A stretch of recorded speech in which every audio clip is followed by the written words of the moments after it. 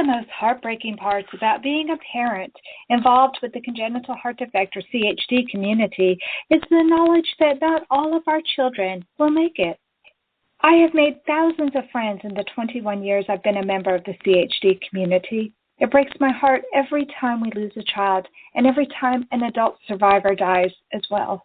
I think it's one of the things that draws us so tightly together. We know a loss so deep that we feel as though we'll die ourselves, but we don't. We have to keep going. We have to keep our children's memories alive, and we have to be there for everyone else who needs us. Today's Encore presentation is with three very brave mothers who have suffered loss of a child and survived. I hope you'll be as inspired by these women as I am. Blog Talk Radio. Welcome, friends, to Heart with Anna. This is your host, Anna Jaworski, and I'm honored to host today's show, Losing a Child to a Congenital Heart Defect. This is the 8th episode of Season 1, and this show originally aired on December 31st, 2013. Today's guests are Angela Roberts with I Have Rights Too, and Heart Moms Sherry Turner and Derek Lagola. And we will discuss how parents can survive losing a child to a congenital heart defect, whether the child is stillborn, doesn't survive surgery, or even lives to adulthood and then passes away. The show also focuses on how each of these mothers has turned her grief into a vehicle to help others. After the show, you'll have an opportunity to call in with your questions or comments. Just call 646-200-4809 or visit our chat room. Please become a member of Blog Talk Radio so you can chat with us. It's free. There's a link at the bottom of the page you are currently on, which will take you to our Blog Talk Radio chat room. In the chat room, you can post comments or questions. You can still listen to the show while you call in at 646-200-4809 if you want to talk to me live about today's show. I warmly invite you to call in and share a little bit about your story, ask a question, or make a comment about what it's like to lose a child to a congenital heart defect. Now, let's enjoy today's show, and remember, my friends, you are not alone.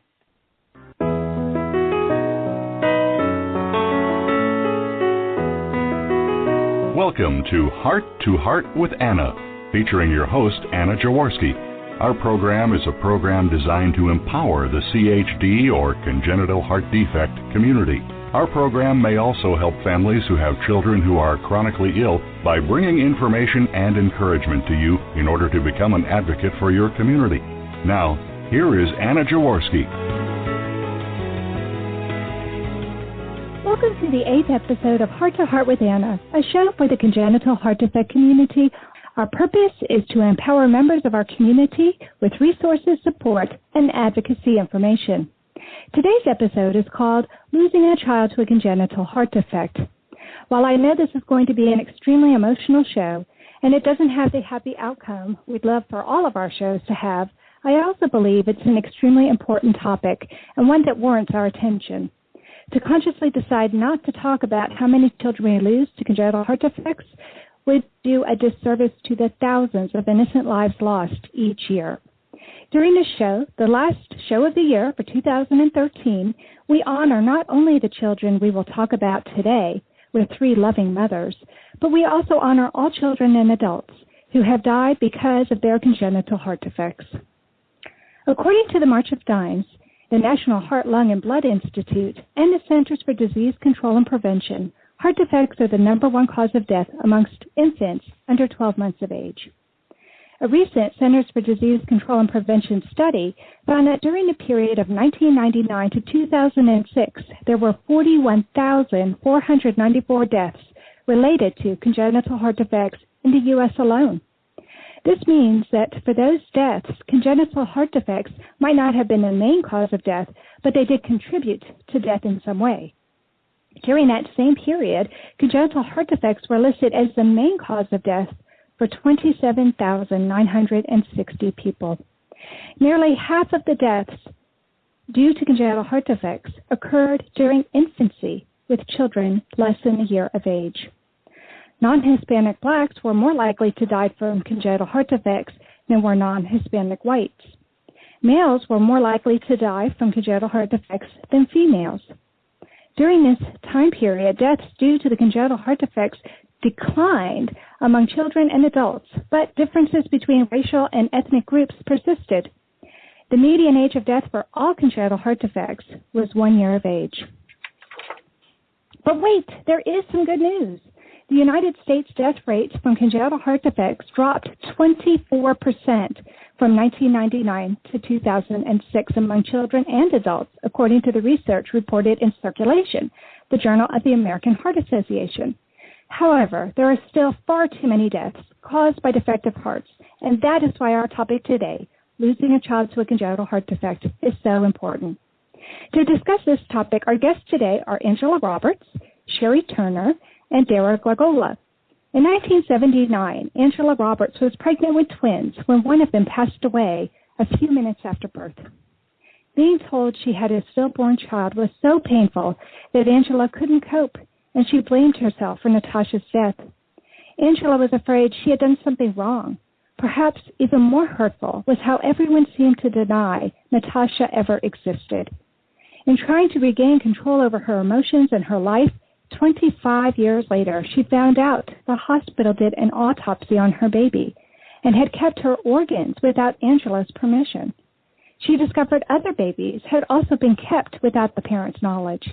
This resulted in her starting an organization called I Have Rights Too, which is a support group for parents who had a stillbirth or loss of a baby. We will meet Sherry Turner and Dara Glagola later in our show. Thank you, Angela, for being on the show. Angela is our first international guest, and she is talking to us from the United Kingdom today. Hi, Angela. Hi. It sounds like losing Natasha was the most devastating event that has occurred in your life.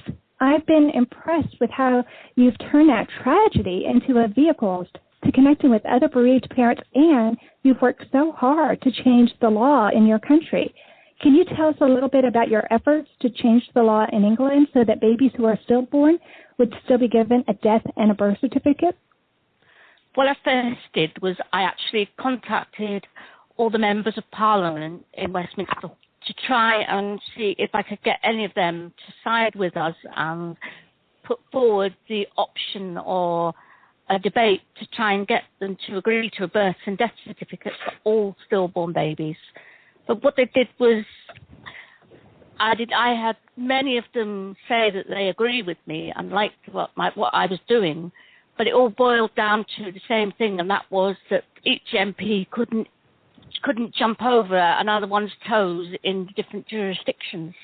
So it basically left them all agreeing, but none actually agreeing. And one day I managed to get one of the MPs, Chris Heaton-Harris, to take it to debate in Parliament, which he allowed me to be present in the gallery with him when they were doing the debate in the room. And I actually heard them saying that they understand stillbirths is a very serious issue all over the world. And I believe that we've got one of the highest rates of it, so I've been told, for a stillbirth and the loss. But I've tackled quite a few MPs and seem to be gaining more and more now. And now that more listen. What is an MP? I'm sorry. It's a member of Parliament, like you have your Congress and people like that in Whitehall, and we have members of Parliament that represents our areas, like Boris Becker, or whatever you call him. He actually represents Camden Town, and you've got Keith Dibble and Gerald Howarth that actually represents Aldershot, where I'm from. Okay. And so in our country, in the United States, our congressmen are responsible for making the laws. And is that the same condition in your country? Well, they have to debate it and decide, and it all has to be discussed. And it all took to like a big, massive debate in Parliament.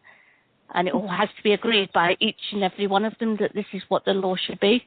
It has to be unanimous? Yeah. Oh, my goodness. That's not an easy task. It hasn't been. No. So how successful have your efforts been so far? Well, so far I did get the debate in Parliament, and I've actually had 3 invites now to Westminster Hall, where I've actually met Chris Heaton-Harris, which was the Member of Parliament that took my stillbirth to debate in Parliament. And I met him twice.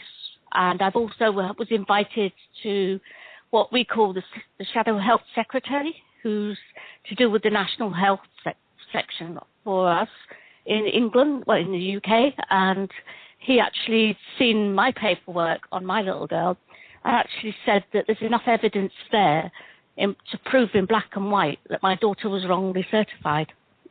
And there was evidence there to say that she was born alive and died a few minutes after birth, but she's been registered as a stillbirth. And she is one of a set of twins, correct? Yeah. So can you tell us about how her twin, and I believe her twin's name is Natalie? Yeah. Can you tell us how Natalie is doing now that she is an adult herself? Does she have children? And can you tell us about what her life has been like? She has married and had children. She's had a second marriage, and she seems to be quite lost in her ways. She often says that there's something missing, there's an emptiness in her. And her children, when she's actually had two children of her own now, and in between after the two children, she's actually lost two babies herself. And were they miscarriages or stillborn or died after birth like yours? No, one, they did the scan and there was no heartbeat, the second scan, and there was no heartbeat. I think she was about 14 weeks then.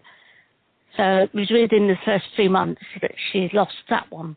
And she lost another one, which she was about 4 months gone, and she actually lost that one too. So this has been a tremendously important experience for you, because not only did you lose Natasha, but now your daughter has lost 2 grandchildren. So I'm sure you feel that pain doubly. I have done, especially at Christmas. I often wonder what it would be like to have them all around. Mm-hmm. Absolutely. Well, can you give some parents some advice that you have learned about coping with the death, not only of your child, but also of your grandchildren? Well, I believe that if you have any doubts in your mind whatsoever, listen to your doubts. And actually, the fact that with Freedom of Information Act that's come in, that's been a blessing, really. Although some say it's not, it is a blessing, because now you have access to your medical records and you can see what was written in black and white all those years ago. And I don't think they ever realised that we would get this opportunity to see our medical records and see what was written. So that's how I actually discovered that the autopsy was done on Natasha and that the organ had been kept, and how they literally just did all what they did with her. I actually, when we were at school, we used to dissect frogs or something in biology, and that's what it came across as, like what they'd done to Natasha. And always, don't stand back. Always make sure if you want to see your baby, request it and force them to do it. Don't let them just take it away. And if you want photographs or there's anything you want, like a birth and death certificate, you may not want it at that time. You may think, oh no, I just want this to go away, and it hurts too much, and it does. But what you do need to do is you need to think back, because you may well say to yourself many years later, I wish I had something, which is what I wish I had something. I have got something called the entry of stillbirth, which, because if you've got a child that's born before the time that Natasha was, at 28 weeks it was in them days, then they got absolutely nothing, no recognition whatsoever. Whereas Natasha was 28 weeks and she got an entry of stillbirth. And that's it as far as they're concerned. The entry of stillbirth is their recognition of statistically recording the loss. Well, the only way to put it is the exact way, and that is how they record the death of children that are born. But there's sounds absolutely awful. There's no death certificate. That's a means of statistics, but your baby is so much more than a statistic to you. Yeah, I mean, without these, I never seen my own. I would love to have had. I did beg them to, but that was refused and denied. I also requested that, because I'm a Catholic myself, and I say, very, very religious on it. And I requested that my little baby was given the last rites, because to a Catholic, that means everything. It means that your soul's being cleansed and all your sins have been forgiven, yes. Whereas that was refused.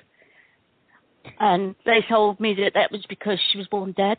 And then 25 years later, I discovered that they don't know why she was refused the last rites or baptism. And that's where I think what you're doing right now is so powerful, because you have formed a terrific group on Facebook called I Have Rights Too, where you're actually bringing together parents who have lost a child to stillbirth or who are just bereaved parents. Isn't that right? Yeah. And I didn't think there would be quite so many, but I've discovered, sadly and unfortunately, as it seems, we're all divided, and yet we're all the same. We're all mothers that have lost a baby, but we're scattered all over the world. You are scattered all over, but you have found a way to electronically bring these people together, and I commend you for doing that, because I think you've been able to share with each other some of your pain, and pain shared is divided. And I think you've also been able to empower each other to do what you're doing, which is to talk to your congressmen, talk to your legislators, and try and fix the laws so that they give recognition to these littlest citizens, even if they haven't been around for very long, even if they don't have a chance to grow up, they still need to be recognized. I would have liked a birth certificate with my little girl's name on it.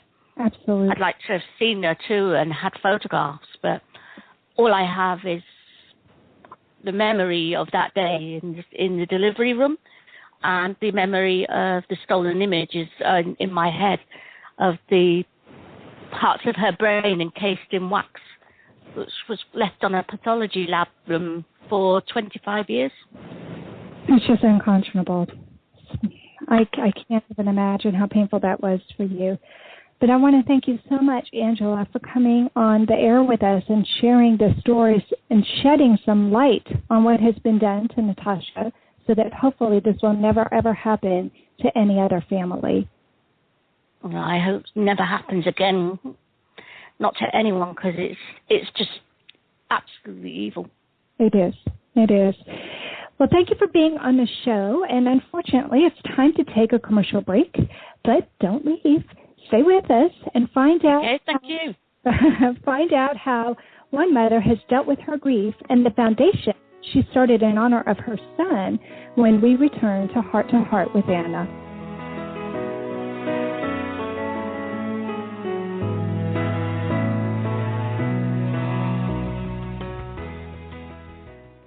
Anna Jaworski has written several books to empower the congenital heart defect, or CHD, community. These books can be found at Amazon.com or at her website, www.babyheartspress.com.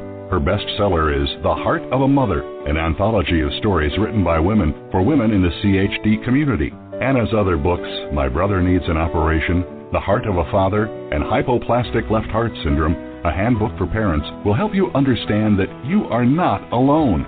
Visit babyheartspress.com to find out more. Anna Jaworski has spoken around the world at congenital heart defect events, and she is available as a keynote or guest speaker for your event. Go to hearttoheartwithanna.com to learn more about booking Anna for your event. You can also find out more about the radio program, keep up to date with CHD resources and information about advocacy groups, as well as read Anna's weekly blog. Anna wants you to stay well connected and participate in the CHD community. Visit hearttoheartwithanna.com today.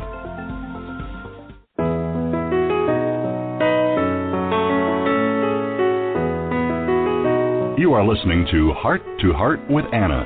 If you have a question or comment that you would like addressed on our show, please send an email to Anna Jaworski at anna@hearttoheartwithanna.com.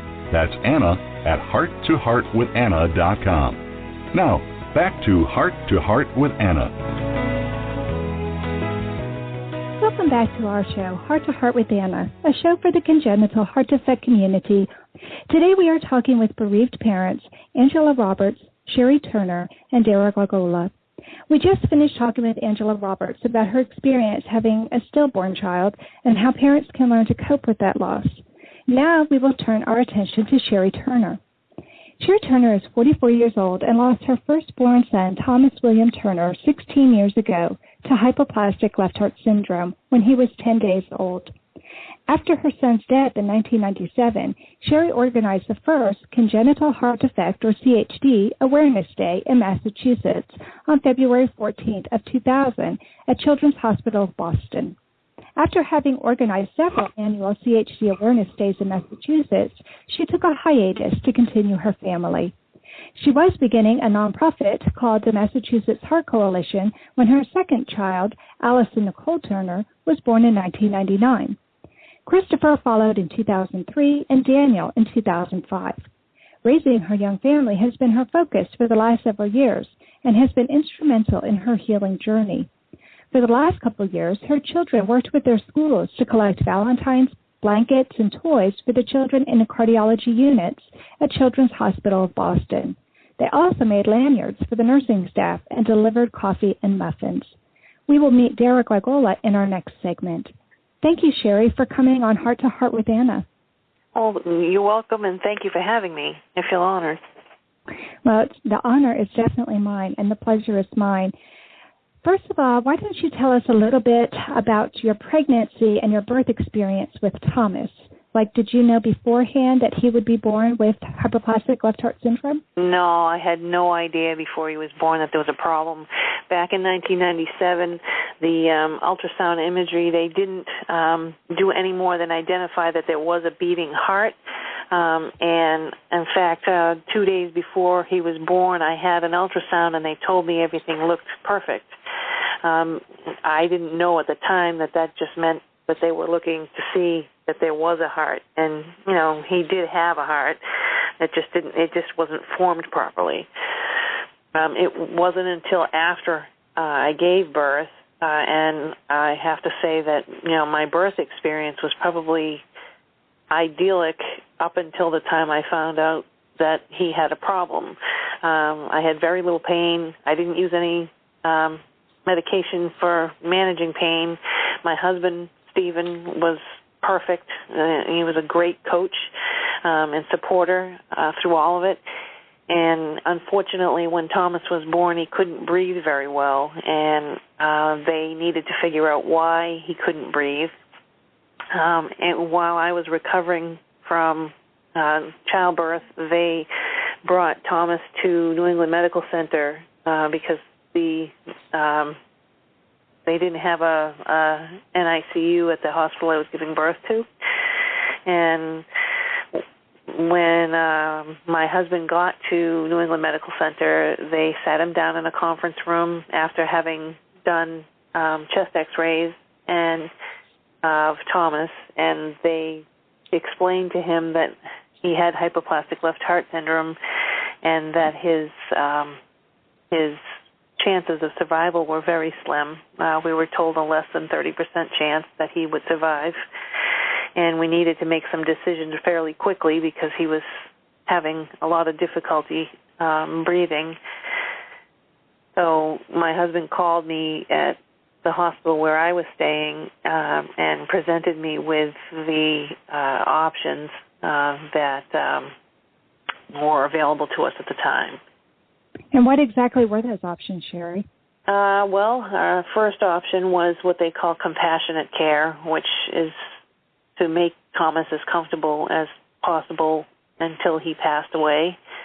Our second option was presented as the Norwood procedure, which is a surgery that's, from what I understand, palliative and redirects the flow of blood so that the right side of the heart can do the work. And the third option for us was a heart transplant and lung transplant, because Thomas also had pulmonary vein stenosis, which is a narrowing, and between the veins that go from the heart to the lungs. So he would have had to have both. And after discussing that with a pediatric cardiologist and the people that would be involved, we decided that compassionate care was not the route we wanted to go. I realize that there are people who, for very valid reasons, make those choices, but I couldn't bring myself to do that. So for me, we chose the Norwood procedure because we were told that a heart-lung transplant was highly unlikely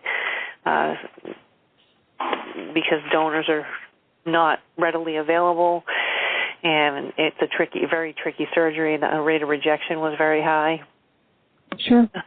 So we went with the Norwood procedure, and we're told that he still had a pretty slim chance, but it was his best shot at life. But you're still separated. You're at a different hospital recovering from having just given birth. Your husband is with Thomas, and you had to make this life-altering decision.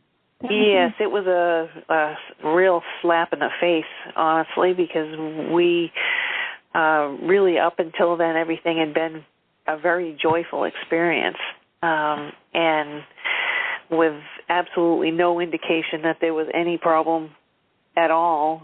So to have the next thing that happened after I had been asleep at the hospital trying to recover, and to be woken up and given this information in this way was quite a shock.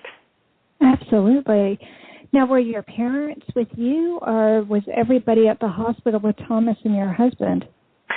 Well, my mother was in the room with me, and my husband's parents were with him because they had followed him down to New England Medical Center.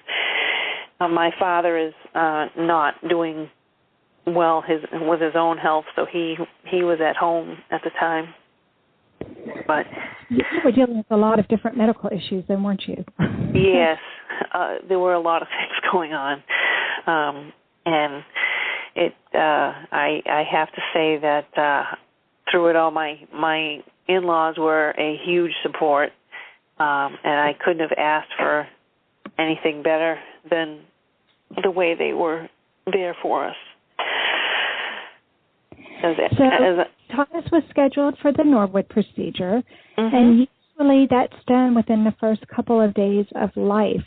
Was that the case with Thomas? No, unfortunately, because he was oxygen deprived, he had several strokes, and he had to recover. There was a little bit of brain damage done while they were trying to figure out what was wrong with him, and he needed time to recover from that in order to be strong enough to try the procedure. Right. So what happened after that, Sherry? Well, they waited as long as they could, which was 10 days, and they came to us at, I think it was day number 8 or 9, and told us that there's a duct in the heart called the patent ductus that they use medication to keep open so that he can receive the oxygen he needs while awaiting surgery, and that was closing, which is what occurs naturally after you give birth, but if that closed off, then he would not survive the surgery, so they needed to keep that open, and it was becoming, I guess, more and more difficult to do.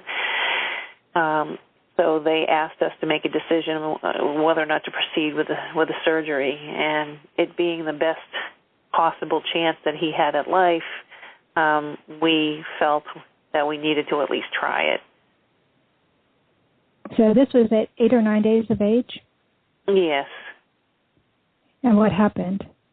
Well, he made it through the surgery, and that seemed like forever.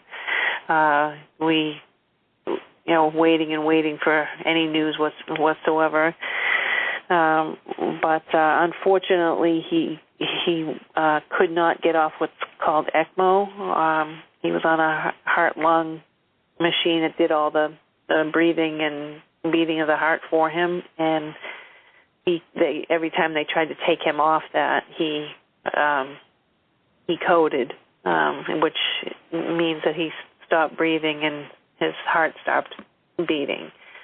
And they tried a number of times to revive him, and they had to put him back on the ECMO and come and ask us what we wanted to do. That must have been so painful for you, knowing that the Norwood had been his one chance for a possibility of survival. It was very difficult, and to be faced with a decision as to what we were going to do going forward, it felt like an impossible choice. I still have difficulty with that decision to this day, but we were told that he would never wake up, and because of that, we felt it was time to let him go. He would never wake up and never know us and never see us, never be able to experience anything other than pain being on ECMO, and we couldn't sentence him to a life of pain. No, and unfortunately, babies who are on those life-saving machines for a long period of time end up developing infections, and it's a very, very difficult way for a child to survive. So you did something amazing. You started the Massachusetts Heart Coalition. You organized the Congenital Heart Defect Awareness Day. Can you tell us a little bit about your journey and why you felt it was important to do those things? Well, after I lost Thomas, I felt lost myself. I wanted him to be remembered, but I didn't know what to do with myself. And so for a little while, I began communicating with people on the Internet. And at the time, it was a very new thing. I found a few Internet support groups, and I spoke with people online for a little bit about what had happened, and there were many people who had similar experiences, and we started talking about the prevalence of heart defects, and I was shocked to find out they were as prevalent as they are.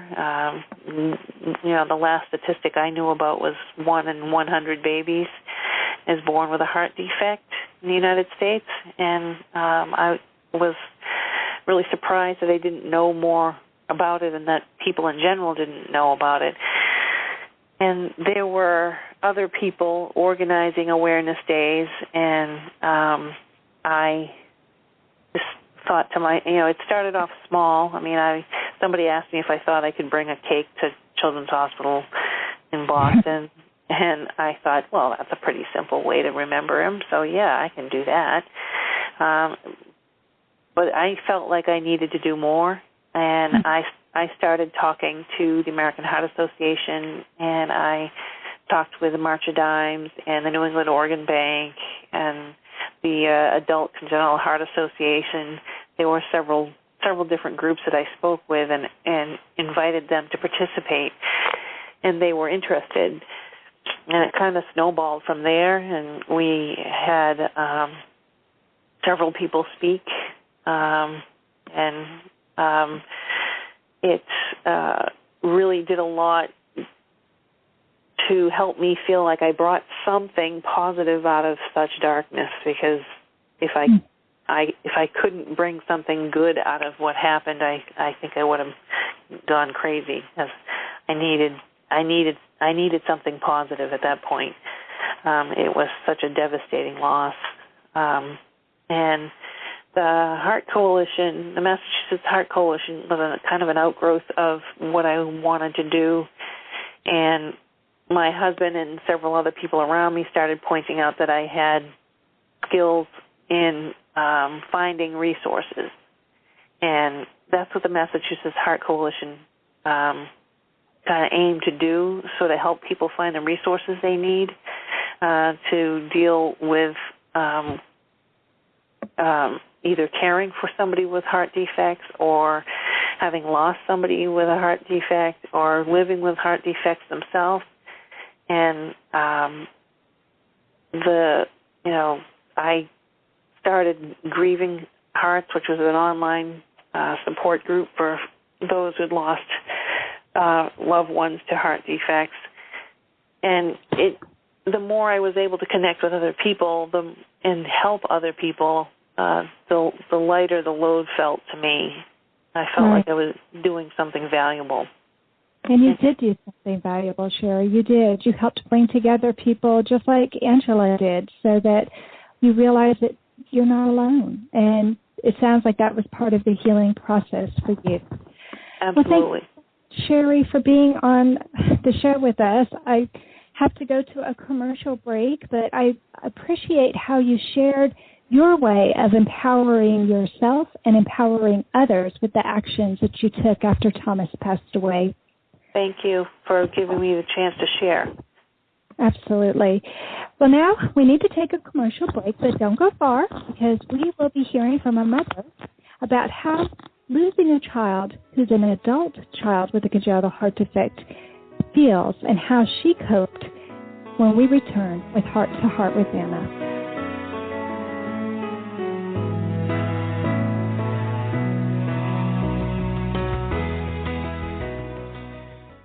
Anna Jaworski has spoken around the world at congenital heart defect events, and she is available as a keynote or guest speaker for your event. Go to hearttoheartwithanna.com to learn more about booking Anna for your event. You can also find out more about the radio program, keep up to date with CHD resources and information about advocacy groups, as well as read Anna's weekly blog. Anna wants you to stay well connected and participate in the CHD community. Visit hearttoheartwithanna.com today.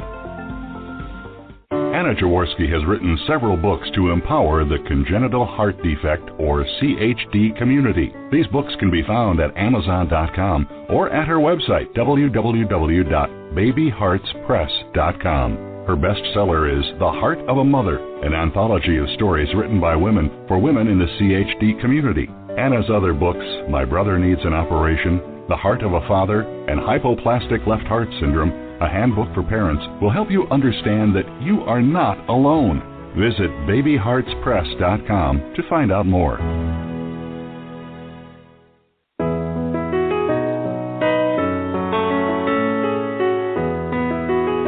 You are listening to Heart with Anna. If you have a question or comment that you would like addressed on our show, please send an email to Anna Jaworski at anna@hearttoheartwithanna.com. That's Anna@hearttoheartwithanna.com. Now, back to Heart with Anna. Welcome back to our show, Heart to Heart with Anna, a show for the congenital heart defect community. Today we are talking with bereaved parents Angela Roberts, Sherry Turner, and Dara Glagola. We've heard from Angela Roberts about how a parent can survive losing a baby stillborn or shortly after birth. And we also heard from Sherry Turner about losing a child just days after birth. Now we'll meet a mother whose child was born with a critical congenital heart defect. Dara Glagola is a nurse, the mother of two daughters, Ryan and Jara, and grandmother of Trevor Kane. Jara was born in 1978 with multiple complex heart defects and other defects including dextrocardia, situs inversus, hypoplastic left heart syndrome, pulmonary atresia, and malrotation of the intestines. When she was 8 hours old, the doctors gave her a Blalock-Taussig shunt, and she had multiple surgeries after that, including a spinal fusion surgery for severe scoliosis. Dara's second daughter, Rianne, was born in 1982, and although they were assured that she was healthy, later it was discovered that she also has heart problems. Jera, proud of her scars, was a champion for those born with heart defects. She was a spokesperson in Pennsylvania and Florida for the AHA Heart Walk. She married Jeff Gilbert in January 2006, but just a year and 10 days later, while awaiting pacemaker surgery, she passed away at 28 years of age. Nothing ever prepares a family for that nightmare. Welcome to Heart with Anna, Dara. Thank you, Anna, and thank you so very much for having me. Well, you've heard Angela and Sherry share their experiences with us. What is the worst part about losing a child to a congenital heart defect? Well, first off, let me say that my heart definitely goes out to Angela and Sherry as well. I think what we've gone through, I have to say, everything about losing a child is the worst. It's the knowing that you will never see them or hold them or even hear the words, I love you. And you know that you're always going to have that empty spot in your home that can never be replaced, and now that empty feeling in your heart. Absolutely. What role do you think that being a nurse played in Jera's survival? She is one of the oldest, or was one of the first survivors with hypoplastic left heart syndrome that I had heard of. She was really a pioneer. So can you tell us if being a nurse was instrumental in that? Jera's heart was very complex, 24 defects in all, and at that time pretty much we knew about 30 to 35 of them back in the 70s. They did find a 25th diagnosis of WPW a year before she passed away, and that's actually why she was waiting for the pacemaker.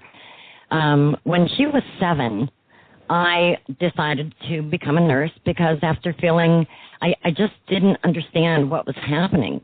I think it gave me so much more knowledge to use and a different attitude in the role as her mother and a nurse. It kind of put me on the same level as the doctors and the nurses when it came to any of the medical jargon and the upcoming surgeries that she was going to have. Sure, it empowered you. For our listening audience who may not know what WPW stands for, that's Wolff Parkinson White, and one of the problems with that condition is that it frequently has arrhythmias in the heart. And apparently that's what Jera was also suffering from, so that's why she was awaiting pacemaker surgery. Yes. The story of any child dying is so tragic, but Jera's story is also a triumph, since she actually did make it to adulthood and accomplished what so many parents dream of their children accomplishing. Well, I'm sure this doesn't lessen your pain. Jera, can you please share with us some of Jera's triumphs? Well, Anna, Jera was 16 when she graduated from high school. She had actually completed 18 credits in her sophomore year, and imagine my surprise when the school called me in May to tell me she was graduating in June. She also had started an internet group, called Imperfect Hearts, and she would always say to me, my heart may be imperfect, but I am perfect. So Imperfect Hearts was like the perfect name. Yeah. She was a spokesperson for the American Heart Association Heart Walk 5 different times here in Florida and also in Pennsylvania, where we originally were from. The last time in 2006, just months before her passing. Also on March 20th of 2007, 2 months after she had passed away, the first day of spring, the Pennsylvania Congressman Tim Murphy had the flag fly over the Capitol at half-mast in her honor for her dedication and support to others that she had helped with heart defects. And I have that flag here at my home. That's so remarkable. You don't know many people who have something like that done in their honor, but that just underscores how important the actions were that Jera was taking toward helping the entire world really know about what heart defects are and what a person can do, how one person can make a difference, whether it's starting a group called Imperfect Hearts or being a spokesperson for the American Heart Association. She really went out there and did the most that she could, given her heart defect, don't you think? She did. She constantly spoke up about it. She was definitely not afraid to show anyone what she called her battle scars. They weren't zippers, they were battle scars. She definitely tried to get out there and show everyone what was what with heart disease and to try to get, more awareness about it. Yeah, and she made an awareness person out of you, too. She did. She did. You went back to school to become a nurse. I mean, wow, that must have felt empowering for you, because now all of a sudden you were on that level playing field and you did understand better what it was that you were having to face with your daughter. I did, and it gave me a whole new outlook and appreciation of what the heart actually does. Mm-hmm. It was just an amazing organ, and until you really, truly sit down and see it from that medical aspect, it's something. Yeah, it seems almost inconceivable how complicated it is and all of the different things that can go wrong. It's one thing to talk about structural differences, like with both of our children having hypoplastic left heart syndrome, and Sherry's son too. Even though all three of those children had hypoplastic left heart syndrome, each of their hearts looked different.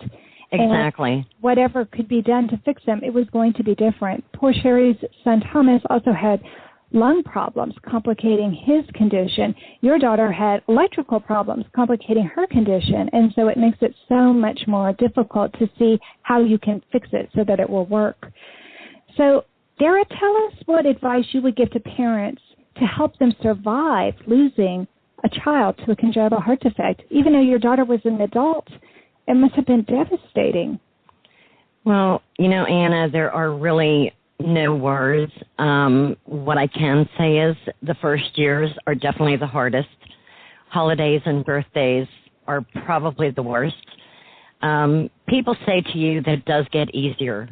It doesn't. You just find a different way to deal with your loss. And you may lose friends over it because they just don't know what to say or how to approach you. But you go on and you remember what they did. You remember their lives, and you never forget or stop loving them. You just move on from that and, someday, hopefully, seeing them again. Mm-hmm. But, it's a difficult, very difficult nightmare, I think, that most of us parents never really wanted to be in, such an unwanted club. Right. It is very difficult. And the fact that you and Sherry and Angela have turned your darkest hours into an opportunity to help others is so inspiring. You ladies give me hope that, God forbid, something should happen to one of my children, that I'll be able to survive and turn around and help others. It sounds to me like with all three of you ladies, that opportunity to help others, to reach out and touch others who are in your same situation, that's what empowered you. That's what's helped you to keep surviving. Is that right, Dara? I believe it is. You tend to definitely feel alone, and so, when you lose a child, you're searching for any answer you can or someone that can help you to get through it. And most people that have not lost a child don't really know what to say. So, you tend to kind of navigate toward those that have. Mm-hmm. Absolutely. You want to be with somebody else that it's comfortable being with them. You don't even have to say anything. Because exactly. In your shoes. Well, thank you so much for sharing with us, Sarah. You and Sherry and Angela, you're so brave for coming on the show and talking about it. I really appreciate you doing that because I know that there are so many of our listeners who sadly have walked your walk and who know exactly how you feel. It's time for another commercial break, but don't leave yet. It's almost time for our miracle moment. Deb Gilmore wrote a poignant and moving letter to her heart friend shortly after Princess Diana died. Deb and I worked on her letter to include it in the book, The Heart of a Mother. When we return, I'll share Deb's essay called My Candle in the Wind.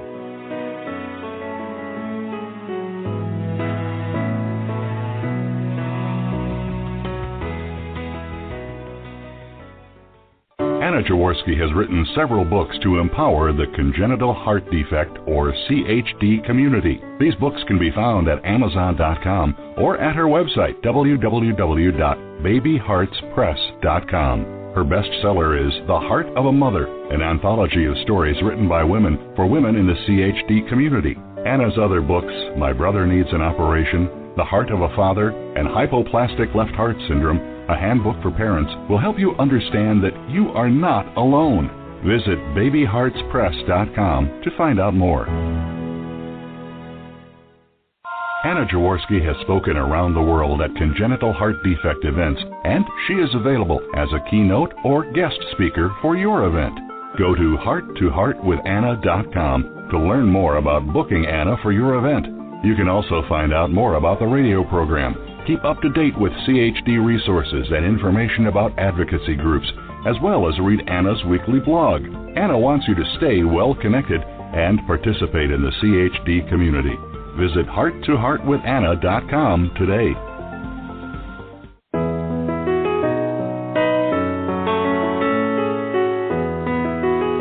You are listening to Heart to Heart with Anna. If you have a question or comment that you would like addressed on our show, please send an email to Anna Jaworski at anna@hearttoheartwithanna.com. That's Anna@hearttoheartwithanna.com. Now, back to Heart with Anna. Welcome back to our show, Heart to Heart with Anna, a show for the congenital heart defect community. Our purpose is to empower members of our community with resources, support, and advocacy information. I want to take another moment to thank my guests, Angela Roberts, Sherry Turner, and Derek Lagola. I'm honored to know each one of you ladies, and I'm happy we had a chance to talk about Natasha, Thomas, and Jara one more time. Their lives had meaning, and you have all honored your children with the way you've turned your grief into a mechanism to help others and to raise awareness about issues of importance to the congenital heart defect community. And now for our miracle moment. Today's miracle moment comes from the Heart of a Mother and is found starting on page 216 and is entitled My Candle in the Wind by Deb Gilmore. Matthew is not doing well at all. He had come through the surgery with flying colors, and we were excited. We talked about having Matthew in our room the next day. His heart was fixed to perfection, and he looked great. At 10 o'clock p.m., they extubated him. At midnight, he had his first bottle and even smiled at us. At 2 a.m., he went into cardiac arrest. This was a great shock to all of us because he was doing so well. Dr. Pizzario and the staff maintained CPR for 40 minutes while they got Matthew onto the ECMO, or extracorporeal membrane oxygenation machine. Matthew remained on ECMO for 4 days and was finally taken off of it. He seemed to be stable and doing better. The doctors did a baseline CAT scan, and it did not show anything unusual, so we waited. Matthew then went into kidney failure and had to be put on peritoneal dialysis. After a few days, it looked as though his kidneys were starting to work again, just a little, but at least something. After a few more days, though, it became evident that his kidneys were in true failure. Another CAT scan was done. This one showed severe damage to the brain. The only part not affected was the brain stem. We continued with his maintenance, hoping for some sign of life to be there, and slowly he opened his eyes, and he moved just a little. We were not sure, however, if his movements were controlled or just an involuntary reaction. On Friday, Dr. Murphy had to bring us the worst news of our lives. He said that Matthew most likely would never get any better than his current status. We wondered if we wanted to proceed. He said it much nicer, but that was the bottom line. We asked to have a neurologist come and look at Matthew, which was arranged for us. At this point, we had been told by several doctors that when there is severe brain damage and kidney damage, there is not much hope for recovery. You have basically two choices. One, to do maintenance and keep the body alive, or two, to stop life support and let nature take its course. These are not easy decisions to make. Do you take your child off life support and let him die, or do you maintain life support for months or years with your child institutionalized, being supported by machines, risking infection, losing muscle mass, and finally the failure of all organs? There is maybe a 1% chance that anything will ever change, and even if it did, there would be no guarantee as to what the quality of life would be. Then, too, is a possibility that other heart problems might arise from having so much other trauma. Please understand, we have not been given the option of having a handicapped child. We have been given the option of having a child who cannot see, hear, move, or eat. There is basically no life present at all. We have decided on a second option. It has taken us 3 weeks of going back and forth emotionally and weighing all the options to finally make this decision. It has been the hardest decision we've ever had to make. Matthew was wanted so much and loved even more than that. He was such a special child with lots of laughter and sunshine in his spirit. We do not know how we will live without him. Just going to a McDonald's without him will be terribly hard to do. We have to believe, though, that this is in his best interest to let him go. Sorry, but I had to stop for a while, and it is now Monday the 15th of September. The neurologist came in today and confirmed what the other 5 doctors had said. There was no hope of Matthew ever getting any better. We immediately called my husband's family and asked them to come to be with us. We asked to keep Matthew on life support until they arrived, and the doctors agreed. The hospital at this time gave us many options on how we wanted to deal with this. We could leave Matthew in the intensive care unit and visit him, or we could take him to our room to hold and love and maybe even take him outside in a stroller for a walk. This is something I never thought the doctors would agree to. Dr. Pizarro said, what better way to go to sleep than to be outside in the sunshine? They assured us that Matthew would not be in any pain. The toxins would just build up and put him into a deep sleep from which he would never awaken. That afternoon, my husband's family arrived, and Matthew was taken off of life support and brought into our room. Matthew was held by each family member as they said their final goodbyes. Before we went to bed that night, we asked to have Matthew monitored with a pulse oximeter so we would wake up if something should happen. We desperately wanted to be with him when he left and did not know just when it would happen. The nurse put Matthew's bed between our beds and raised our beds to the same level. Then she left, saying she would check every 2 hours to make sure Matthew was doing okay. We held and loved Matthew through the night, sleeping in bits and pieces here and there. Around 2 a.m., the pulse oximeter sounded the alarm for the first time. His heart rate had dropped to 80 beats per minute. It immediately recovered and went to 110. This happened a few times more and gave us the impression that he was floating slowly back and forth. My husband then set the alarm to go off below 60, and we went back to sleep. At 6 a.m., the alarm went off again, and we realized that it was happening. We turned the alarm off, but left the monitor on so we could tell how Matthew was doing at all times. His heart rate continued slowly dropping, 60, 55, 50, 45, and then at 6:30 on the morning of September 17th, his heart rate dropped abruptly to 0. Matthew had left us and gone to heaven in a quiet and dignified way. His passing on was so calm and peaceful. My husband and I have a hard road ahead of us. I'm sure that when Brandon gets here around the 21st of December, we will have less time to grieve. Matthew will never be forgotten, but Brandon will see that we have laughter and joy in our lives again. I am so glad that I am already pregnant because I feel that it would have been a lot harder to want to be pregnant again. We have suffered a great loss and never planned to go through something like this, but I believe that God makes things happen for a reason. We feel blessed that we had a wonderful and happy 15 months with Matthew and that we were given a chance to say goodbye. That concludes this episode of Heart to Heart with Anna. I hope you'll come back next week when our show will be called Teens with Congenital Heart Defects. Until then, please find and like us on Facebook, check out our website, Heart to Heart with Anna, and remember, my friends, you are not alone.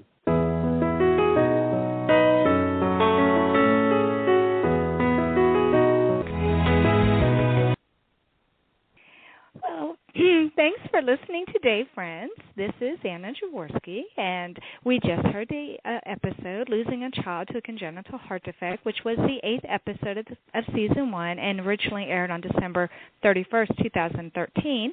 I invite you to call now at 646-200-4809 if you'd like to talk to me live about your experience with dealing with losing a child. But in the meantime, I have Sherry Turner back on the air with me. Welcome, Sherry. Hello. Nice to talk to you again, Anna. Oh, it's always good to talk to you, Sherry. I still cry when I hear this episode. It's a very hard episode to hear, and yet, I think you have a message of hope that you would like to share with our listeners before we conclude the show today. I really would like to encourage people who are feeling ready to do so to try again especially if you don't have other children. Don't let losing one child keep you from having other children. My life has been filled so much with my 3 children that I had after I lost Thomas. I couldn't imagine my life without them. And it was very scary to go through each and every pregnancy, worrying about whether or not I would have another child with a heart defect. But I really feel like it was worth the stress and the worry in the end to have my children around me, and my life would not be as full as it is without them. Well, and I love it. Every single time you post photos and stories about your children, Sherry, it gives me hope. And I just want to thank you again for being on the show. That concludes our show for today. Come back next week on Tuesday when we'll be talking about surviving the teenage years. And thanks again to Sherry and all of my guests.